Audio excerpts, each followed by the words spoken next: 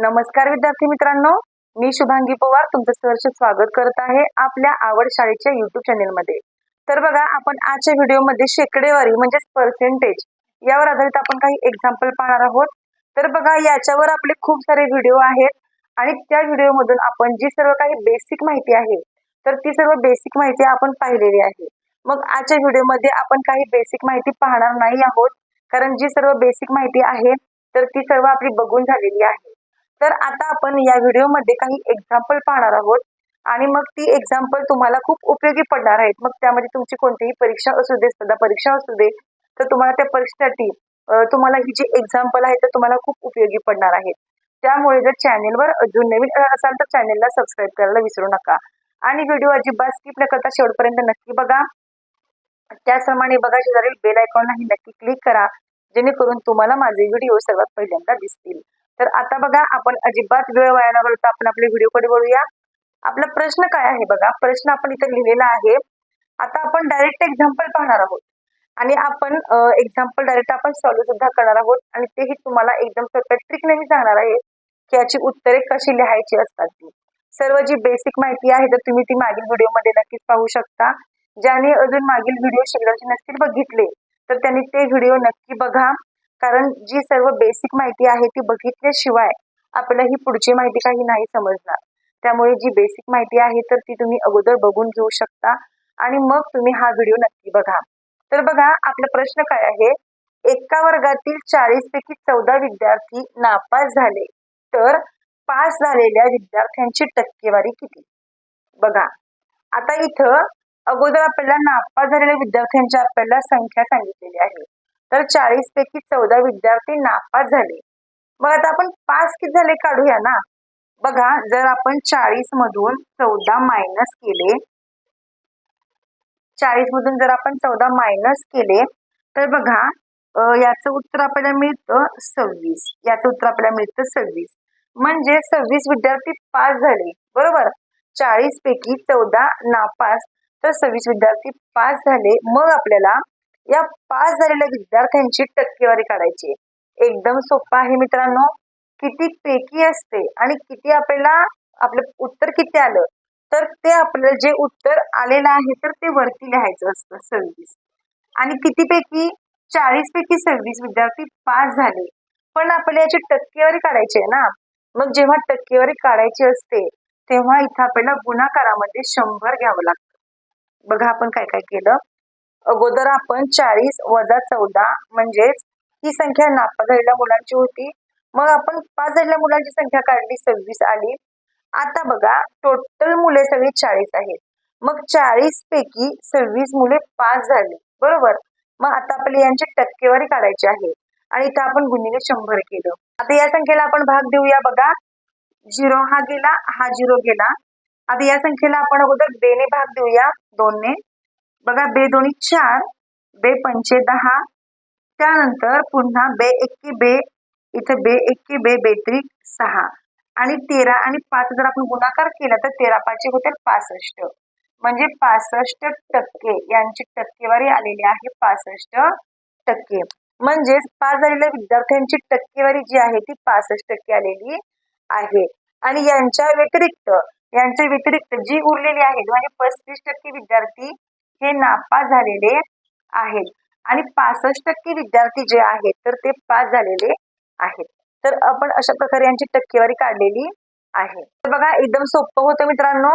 जर तुम्हाला अशा प्रकारचा प्रश्न आला तर तुम्ही त्याचं उत्तर सेम या ट्रिकने तुम्ही सॉल्व्ह करू शकता।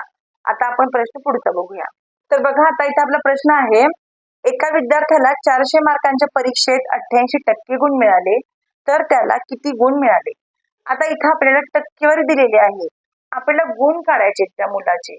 तर कसं काढायचं असतं बघा, आता इथं 400 मार्कांच्या परीक्षेमध्ये त्याला एकूण टोटल 88% गुण मिळाले, म्हणजे 400 गुणाकारामध्ये 88 आणि छेदामध्ये आपल्याला 100 असं लिहावं लागतं। आता या संख्येला आपण भाग देऊ। बघा, 2 0 गेले, 2 0 गेले, 88 गुणिले 4 आपण करूया, 8 चौक 32, 2 3 हातचा आले, परत 8 चौक 32 आणि 32 आणि हे 3 35, म्हणजे 352, म्हणजे त्या विद्यार्थ्याला 352 गुण मिळाले। म्हणजे त्या विद्यार्थ्याला 352 गुण मिळालेले आहेत. 400 पैकी 352. आता बघा जर उलट तुम्हाला आलं, आता तुम्हाला जर उलट आलं, एखाद्या मुलाला जर 400 पैकी 352 गुण मिळाले तर टक्केवारी काढा. एकदम सोपं आहे. 400 पैकी 400 खाली लिहायचं, किती पैकी आहे ना तर ते खाली लिहायचं. 400 पैकी 352 मिळाले तर त्याला टक्के किती मिळाले हे पण आपण काढू शकतो. या प्रकारे त्याला मांडावं लागतं. 400 पैकी 352 गुणिले 100. बघा 2 0 गेले, 2 0 गेले, 4 1 4. त्यानंतर बघा 4 8 32 होतील आणि पुन्हा 3 राहिले, 4 8 32, 88. बघा 88% आलेले आहे. 88% आलेले आहेत. तर अशा प्रकारे मित्रांनो तुम्हाला टक्केवारी विचारू दे किंवा तुम्हाला गुण विचारू दे तर तुम्ही त्याचं उत्तर सेम या प्रकारे लिहू शकता. आता आपण प्रश्न पुढचा बघूया. तर बघा आता इथे आपण प्रश्न घेतलेला आहे, x चे 75% बरोबर 60 तर x बरोबर किती. तर तुम्हाला असेही काही प्रश्न असतात तर त्याचं आन्सर एकदम सोप्या प्रकारे कसं काढायचं ते बघा. x चे 75% बरोबर 60 तर x बरोबर किती. तर तुम्ही या प्रकारे त्याला लिहू शकता. बघा 75 बरोबर 60 तर 100 बरोबर किती. तर तुम्ही या प्रकारे काढू शकता आणि तुम्ही ते तिरकस गुणाकार तुम्ही करू शकता. बघा तिरकस गुणाकार तुम्ही करायचा आहे. 100चा गुणाकार 60शी करायचा आहे. 100 गुणिले 60 आणि भागाकारामध्ये 75. तर आता आपण या संख्येला भाग देऊया. बघा या संख्येला आपण भाग देऊ. इकडं आपण 60 घेऊया, इकडे 100 घेऊया. इकडे आपण 100 घेऊया, इकडे आपण 60 घेऊया. आता या संख्येला आपल्याला भाग द्यायचा आहे. बघा तर या दोन संख्यांना आपण पहिल्यांदा 25 ने भाग देऊया. 25 चोक 100, 25 त्रिक 75, 3 1 3, 3 2 6 हा 0 इथं आणि 20 आणि 4चा गुणाकार 20 चोक 80. 20 चोक 80 म्हणजेच x बरोबर 80 असणार आहे. x बरोबर किती असणार आहे तर x बरोबर 80 असणार आहे. तर अशा प्रकारे एकदम सोपं असतं पण आपल्याला ते बघितल्या वाटतं की किती अवघड असणार आहे याचं उत्तर. पण काही अवघड नसतं, खूप सोपं असतं. तर तुम्ही या प्रकारची ट्रिक तुम्ही यूज करू शकता. 75 बरोबर 60 तर 100 बरोबर किती आणि मग तुम्ही यांचा तिरकस गुणाकार सुद्धा करू शकता. तर बघा आता आपण एक लास्ट एक्झाम्पल घेणार आहोत. तर बघा आता इथं प्रश्न आपण घेतलेला आहे, 75 पैसे हे 5 रुपयाचे शेकडा किती. आता बघा इथं एक संख्या आपल्याला पैशात दिली आणि 1 रुपयात दिली.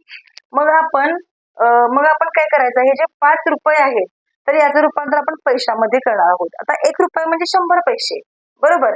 1 रुपये म्हणजे 100 पैसे तर 5 रुपये म्हणजे किती तर 500 पैसे असणार आहे. मग आता आपण काय करायचं, 75 छेद 5 रुपयाचं आपण रूपांतर पैशामध्ये करायचं, कारण असं याचं उत्तर आपण नाही करू शकत. बघा आता इथं हे पैसे दिले मग याला पण आपण पैसे करावे लागतील. 5 रुपये म्हणजे 500 पैसे गुणाकारामध्ये 100. तुम्हाला जेव्हा जेव्हा असा तुमच्या एक्झामला प्रश्न येतो 1 पैशामध्ये 1 रुपयामध्ये तर तुम्ही त्याचं रूपांतर करून घ्या की दोन्ही जेणेकरून पैशामध्ये व्हायला पाहिजे. तर बघा आता आपण काय करूया, 2 0 गेले, 2 0 गेले. तर बघा 5 ने आपण 75 ला भाग देऊ. 5 1 5, इथं 5 1 5, 2 राहिले, इथं संख्या 25 झाली आणि 5 5 25. याचं उत्तर आलं 15%. तर बघा याचं उत्तर आलेलं 15% आलेलं आहे. तर अशा प्रकारे आपण याचं आन्सर काढलं. तर बघा कोणतीही स्पर्धा परीक्षा असू दे, जर त्या परीक्षेला तुम्हाला अशा प्रकारचे प्रश्न आले तर बघा तुम्ही या प्रकारच्या प्रश्नांचा सराव करू शकता आणि तुम्ही याचे आन्सर सेम या प्रकारे तुम्ही एक्झामला सॉल्व्ह करू शकता. चला तर मग जर तुम्हाला व्हिडिओ आवडला असेल तर नक्कीच लाईक करा व्हिडिओला, कमेंट करून सांगा तुम्हाला हा व्हिडिओ कसा वाटला. चला तर मग आपण असंच भेटू आणखीन एका नवीन व्हिडिओ सोबत. तोपर्यंत धन्यवाद.